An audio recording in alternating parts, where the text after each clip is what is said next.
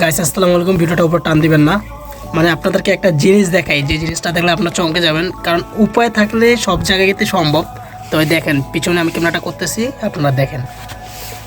এই দেখেন আমি আমার এটা উপরে উপরে কিন্তু আমার এটা খাট, এই যে এটা খাট, এই যে এটা পাশে ঘোড়া দেখাই আপনাকে ক্যামেরা বলতে। এই যে উপরে কিন্তু খাট, এইটা কিন্তু আমার গোল ঘোড়া। আর আবার এই যে মুরগি বাচ্চাগুলো দেখেন এখানে, মানে উপায় থাকলে কোন জিনিসটা না হয়। এই যে আমাদের মুরগির বাচ্চাগুলো, মানে এখানে সব এগুলো কিন্তু চীনা মুরগি বলে এটাকে। এই যে মুরগিগুলো আছে না, এগুলো 2 মাসও বয়স হয় নাই, মানে 1.5 মাসের মতো বয়স হয়েছে। মোট 12টা বাচ্চা আছে এখানে। আর এদের খাবার আমি এই যে এইগুলাতে দেই, এই যে বোতল বাঁধা আছে চারদিকে, এই যে ওখানে বোতল, মানে চারদিকে বোতল আছে, 1টা 2টা 3টাতে খাবার, আর এই যে শেষ একটা বোতল আছে পানি। আর এখানে মোট 12টা আমার মুরগি আছে, সব চীনা মুরগি। এগুলো অনেক ওজন হয়, এগুলো এক একটা করে তোমার 12 কেজি, না সরি 4 কেজি 4.5 কেজি করে ওজন হয়, কোনোটা আবার 5 কেজি 6 কেজিও হয়।